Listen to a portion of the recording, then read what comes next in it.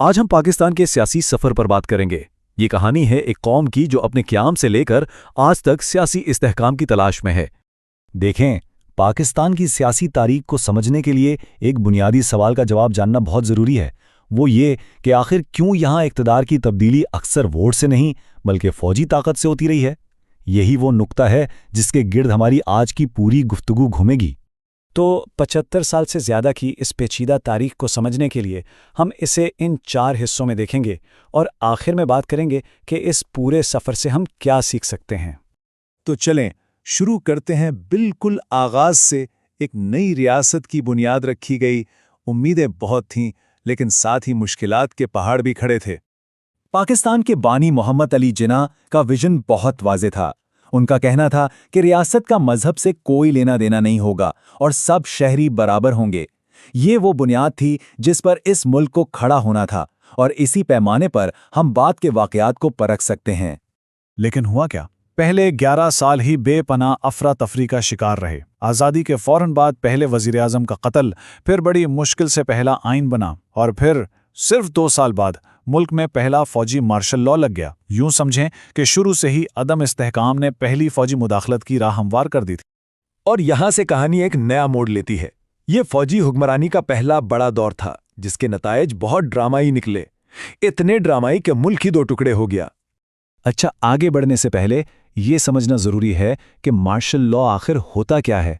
سادہ لفظوں میں اس کا مطلب ہے کہ فوج ملک کا کنٹرول سنبھال لیتی ہے اور آئین اور عام قانون کو معطل کر دیا جاتا ہے۔ جنرل ایوب خان کا دور، جسے ترقی کی دہی کہا جاتا ہے، اس کی ایک عجیب تصویر ہے۔ ایک طرف تو معاشی اور صنعتی ترقی ہوئی، فیکٹریاں لگیں، ڈیم بنے، لیکن دوسری طرف سیاسی آوازوں کو دبا دیا گیا اور خاص طور پر مشرقی اور مغربی پاکستان کے درمیان فاصلے بڑھتے چلے گئے۔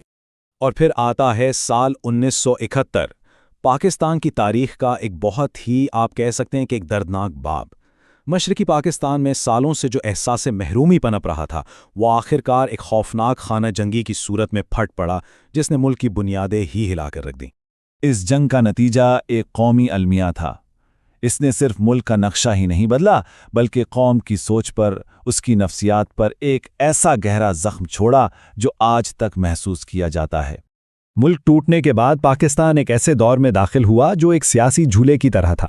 کبھی جمہوریت آتی تو کبھی فوج اقتدار پر قابض ہو جاتی۔ یہ ایک مسلسل کشمکش کا دور تھا۔ یہاں آپ صاف دیکھ سکتے ہیں کہ حکمرانی کے 2 انداز کتنے مختلف تھے۔ ایک طرف ذوالفقار علی بھٹو کا عوامی سوشلسٹ دور تھا، تو دوسری طرف جنرل ضیاء الحق کا فوجی دور، جس نے معاشرے اور قانون کو ایک بالکل مختلف سمت میں موڑ دیا۔ پھر آئی 90s کی دہائی، جسے اکثر کھوئی ہوئی دہائی بھی کہا جاتا ہے، اور اس کی وجہ بھی صاف ہے۔ اقتدار 2 بڑی سیاسی جماعتوں کے درمیان ایک کھیل بن گیا، اور مسلسل عدم استحکام نے آخرکار ایک اور فوجی بغاوت کا دروازہ کھول دیا۔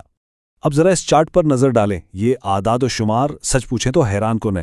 پاکستان اپنی تاریخ کے پہلے 52 سالوں میں سے تقریباً آدھا وقت براہ راست فوجی حکومت کے تحت رہا۔ یہ کوئی معمولی بات نہیں ہے۔ اب آتے ہیں موجودہ دور کی طرف، جہاں ایک اور فوجی بغاوت ہوئی۔ 9/11 کے بعد دنیا بدل گئی اور پاکستان کو بالکل نئے قسم کے چیلنجز کا سامنا کرنا پڑا۔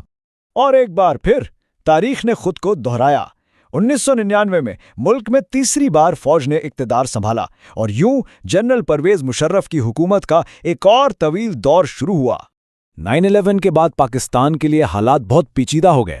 ایک طرف وہ دہشت گردی کے خلاف جنگ میں امریکہ کا اتحادی تھا، تو دوسری طرف ملک کے اندر انتہا پسندی اور دہشت گردی کی ایک شدید لہر کا سامنا کر رہا تھا۔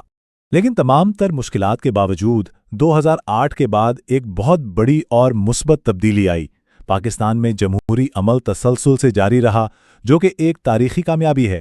اچھا، آج کل کی سیاست کو سمجھنے کے لیے اسٹیبلشمنٹ کی اصطلاح کو سمجھنا بہت ضروری ہے۔ یہ اصطلاح فوج اور خفیہ اداروں کے اس غیر رسمی لیکن انتہائی طاقتور نیٹ ورک کے لیے استعمال ہوتی ہے جو پردے کے پیچھے رہ کر بھی سیاسی معاملات پر گہرا اثر رکھتا ہے۔ تو اس پورے 75 سالہ سفر کو دیکھنے کے بعد ہم کیا نتیجہ نکال سکتے ہیں؟ وہ کون سے بنیادی عوامل ہیں جنہوں نے پاکستان کی سیاست کی شکل و صورت طے کی ہے؟ آئیے اس کا خلاصہ کرتے ہیں۔ پوری کہانی کو اگر 4 نکات میں سمیٹا جائے تو وہ یہ ہیں: بار بار فوجی مداخلت کا چکر، جمہوریت کے لیے ایک مسلسل جدوجہد، اسٹیبلشمنٹ کا طاقتور کردار، اور ان سب کے باوجود عوام اور جمہوری تحریکوں کی ہمت نہ ہارنے کی صلاحیت۔ تو آخر میں سوال یہی بچتا ہے کہ استحکام کی اس تلاش میں پاکستان کا اگلا باب کیسا ہوگا؟ اس کا فیصلہ کون کرے گا؟ یہ وہ سوال ہے جو ملک کے ماضی کو بھی بیان کرتا ہے اور مستقبل کا راستہ بھی دکھاتا ہے۔